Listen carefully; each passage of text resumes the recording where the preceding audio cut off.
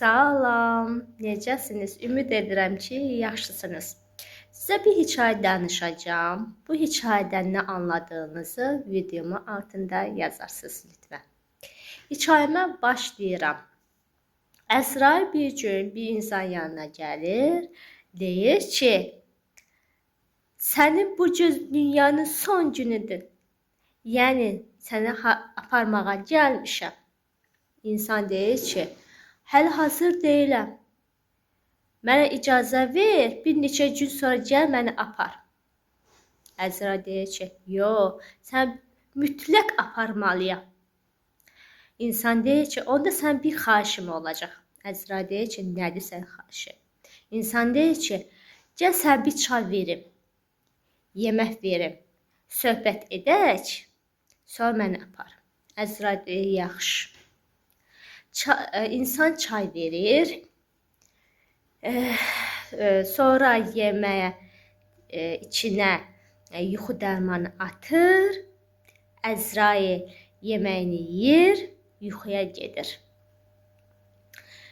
İnsan o Əzrailin dəftərini götürür, adını ən birinci öz adını görür, onu ən axırında yazır. Və Əzrail oyanır. Əzrail deyir ki, insana, sən mənə bu qədər yaxşılıq eləmisən, mən sənə dəftər içi adı sənin adındadır.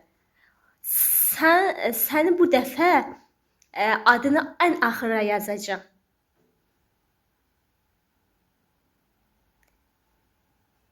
Əzrail insanın adını ən axıra görür ki, ən axırdadır o insan adı. Və Əzrail o insanı özündən aparır. Bu hekayədən nə anladınız? Videomun altında yazın. Mən təkcə bir şey anladım, öz fikrimi deyim.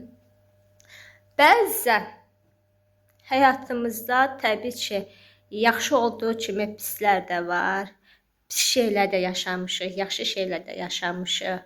Amma nə olursa olsun, bəzən həyat bizə nə göstərsə göstərsin, bir şey olmursa demək olmur. Çabalamayın.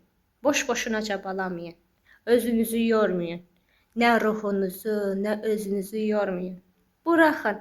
Bir də söz var ki, su axar, yolunu tapar. O söz doğrudan da düzgündür. Çünki həyat bir günlükdür.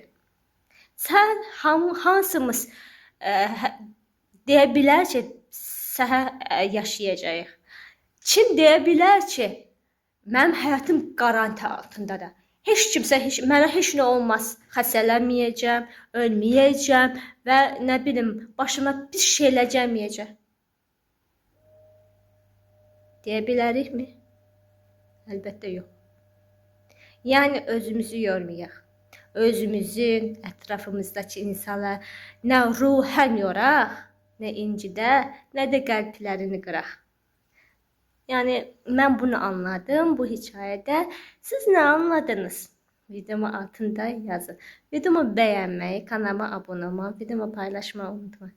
Özünüzə yaxşı baxın. Bye bye.